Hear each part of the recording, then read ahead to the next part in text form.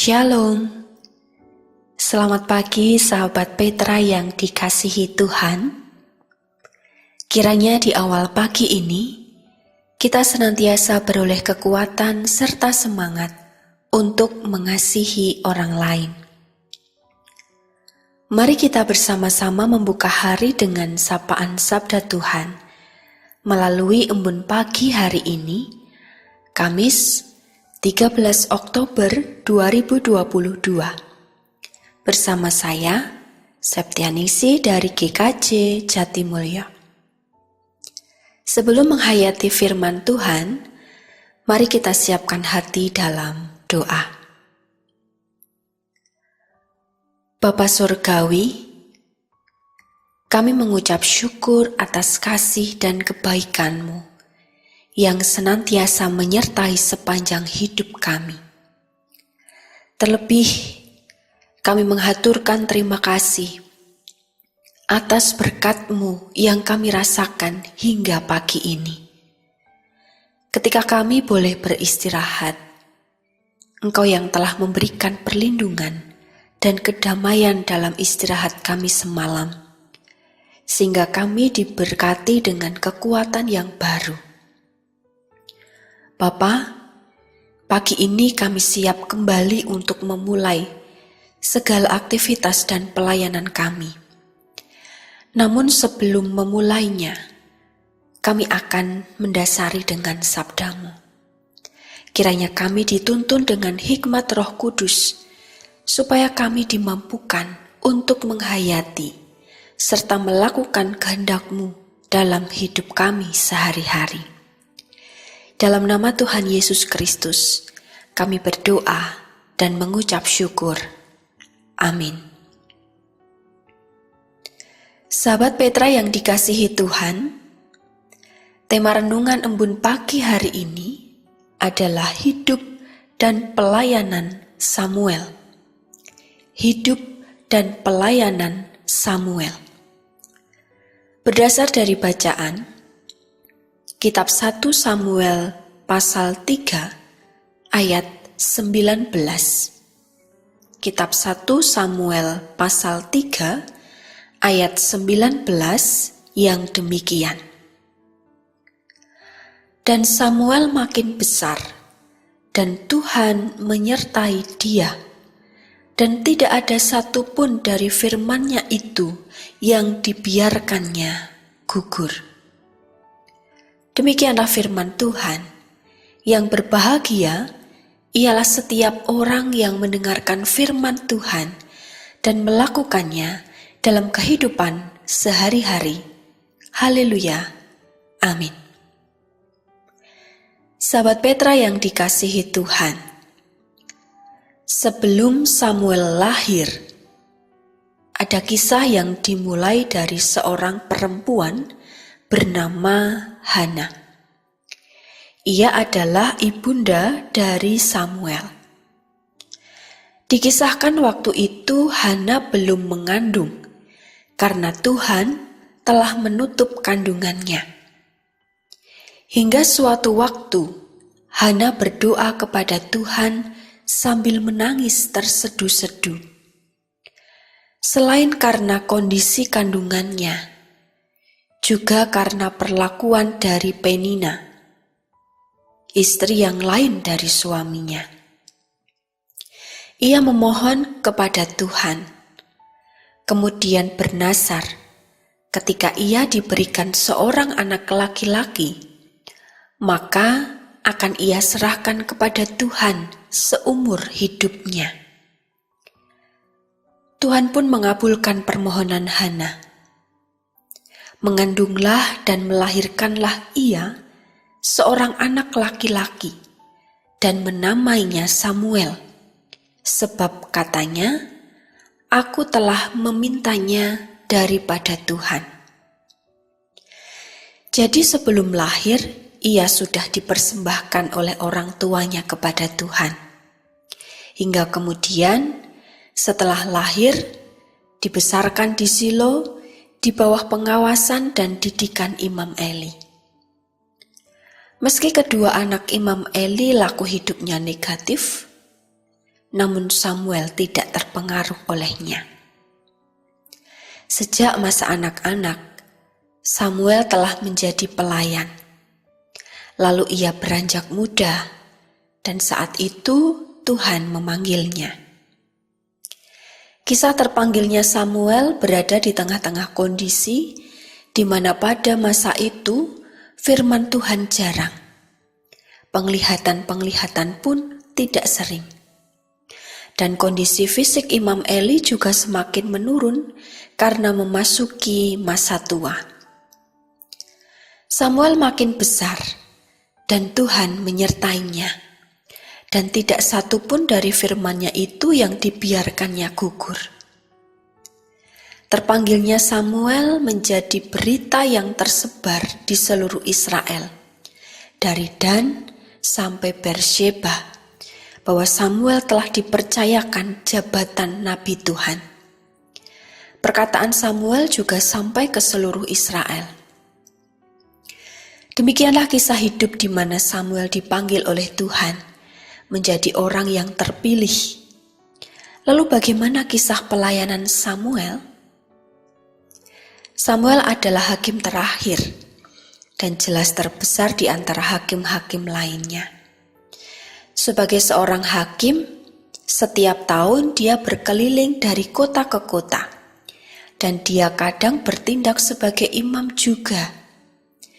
Jadi, dia melakukan gabungan pelayanan baik sebagai nabi, imam, dan juga hakim.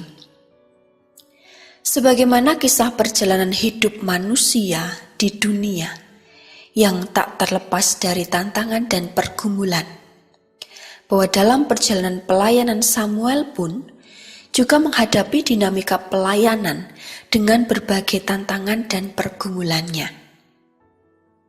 Pada waktu itu, orang Israel mengalami peristiwa di mana tabut Tuhan dirampas oleh orang Filistin.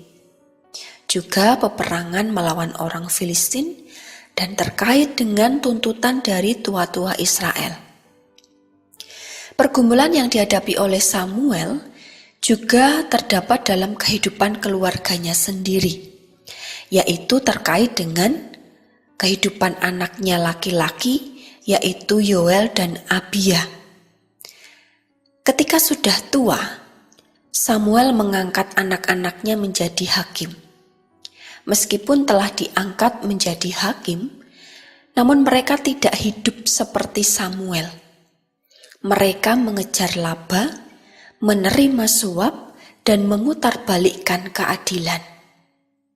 Karena itu, para tua-tua Israel menuntut agar Samuel mengangkat seorang raja untuk memerintah mereka. Itu berarti mereka menolak Allah sebagai raja, karena sejak awal Israel menganut teokrasi atau pemerintahan Allah. Samuel tidak setuju dan memperingatkan bahwa raja-raja akan menindas mereka. Tapi orang Israel tidak mau mendengarkan Samuel dan berkata, "Tidak, harus ada raja atas kami, maka kami pun akan sama seperti segala bangsa-bangsa lain." Hingga 2 kali Israel meminta raja. 2 kali pula mereka memberi alasan yang sama, bahwa mereka ingin menjadi sama seperti segala bangsa-bangsa lain. Tuhan pun menyuruh Samuel memenuhi tuntutan itu. Sesungguhnya Israel dipilih dari antara bangsa-bangsa lain justru untuk menjadi bangsa kudus, umat milik Allah sendiri, berbeda dari yang lain. Namun mereka mengatakan ingin seperti bangsa-bangsa yang lain. Samuel sempat kesal karena tuntutan itu. Dalam kekesalannya ia berdoa kepada Tuhan. Samuel menyampaikan segala unjuknya kepada Tuhan, segala keluh kesahnya, dan ia pun juga mendengarkan firman Tuhan, bahwa Tuhan menghendaki supaya permintaan itu dikabulkan. Lalu Samuel mengurapi Saul, seorang dari suku Benyamin yang berasal dari keluarga berada. Pasca Saul diurapi menjadi raja, Samuel berkata kepada seluruh orang Israel demikian, "Telah kudengarkan segala permintaanmu yang kamu sampaikan kepadaku, dan seorang raja telah kuangkat atasmu. Maka sekarang raja itulah yang menjadi pemimpinmu. Tetapi aku ini telah menjadi tua dan beruban, dan bukankah anak-anakku laki-laki ada di antara kamu? Akulah yang menjadi pemimpinmu sejak masa mudaku sampai hari ini. Di sini aku berdiri. Berikanlah kesaksian menentang aku di hadapan Tuhan dan di hadapan orang yang diurapinya. Lembu siapakah yang telah kuambil? Siapakah yang telah kuperas? Siapakah yang telah kuperlakukan dengan kekerasan? Dari tangan siapakah telah kuterima sogok sehingga aku harus tutup mata? Aku akan mengembalikannya kepadamu." Yang intinya, Samuel menyadari keberadaannya, juga mengarahkan supaya orang Israel memahami kondisi bahwa dirinya telah tua. Sejak muda hingga masa tuanya, Samuel telah memimpin mereka. Segala permintaan orang Israel telah dikabulkan. Dan mereka juga diminta memberikan kesaksian jika ada perbuatan buruk yang dilakukan oleh Samuel dalam masa hidup dan pelayanannya. Samuel menyadarkan bahwa mereka telah memiliki pemimpin yang baru, yaitu seorang raja yang telah diurapi. Regenerasi kepemimpinan itu juga menjadi bagian dari perkataan Samuel. Sahabat Petra yang dikasihi Tuhan, hidup dan pelayanan Samuel dari masa anak-anak sampai dengan masa tuanya telah diberikan untuk melayani Tuhan. Meskipun ada banyak tantangan dan pergumulan, namun ia tetap melakukan apa yang menjadi kehendak Tuhan sebagai orang pilihan. Samuel diberi kesempatan dan dipanggil untuk melayani, dan ia menggunakan kesempatan itu dengan baik, bukan untuk mencari keuntungan diri sendiri, melainkan untuk memuliakan nama Tuhan dan menyatakan kehendak-Nya. Bagaimanakah dengan kehidupan kita? Apakah kita juga akan memberikan hidup kita untuk melayani Tuhan, untuk mengisi hidup kita bagi kemuliaan nama Tuhan? Masing-masing kita dipanggil untuk melayani. Dengan meneladan Kristus yang hadir, bukan untuk dilayani, melainkan melayani. Mari kita mengisi hidup kita untuk melayani Tuhan, menurut kemampuan kita masing-masing. Marilah kita juga senantiasa memohon tuntunan Roh Kudus, agar kita dimampukan menghadapi setiap tantangan dan pergumulan dengan hikmat dan kekuatan dari Roh Kudus. Tuhan mengasihi kita dan memanggil kita untuk melayani. Amin. Sahabat Petra yang dikasihi Tuhan, mari bersama kita kembali dalam doa. Bapa yang Maha Kasih, kami datang menghadap hadirat-Mu. Kami mengucap syukur atas kesempatan bagi kami untuk menghayati sabda-Mu. Melalui kisah hidup dan pelayanan Samuel, kami menghayati karya dan tuntunan-Mu menyertai hidup Samuel. Engkau yang berkenan memanggil dan memilihnya untuk menyampaikan kehendak-Mu. Dan kami pun juga diingatkan tentang bagaimana karya-Mu dalam hidup kami, memanggil dan memilih kami untuk terlibat dalam pelayanan, juga memberitakan kabar baik. Oleh karena itu, mampukan kami supaya kami dapat menjadi saksi Kristus di tengah tantangan zaman yang kami hadapi. Kami meyakini bahwa karya Roh Kudus memampukan kami. Terima kasih ya Tuhan, kami serahkan hidup kami dalam tangan-Mu yang penuh kuasa. Di dalam nama Tuhan Yesus Kristus, kami berdoa dan mengucap syukur. Amin. Demikianlah sahabat Petra yang dikasihi Tuhan, embun pagi hari ini, Kamis 13 Oktober 2022. Kiranya sabda Tuhan memberikan hikmat, kekuatan, dan penghiburan bagi kita untuk melewati sepanjang hari ini.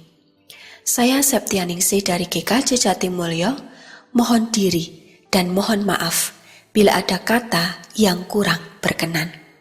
Sahabat Petra, selamat mengasihi orang lain hari ini. Tuhan Yesus memberkati.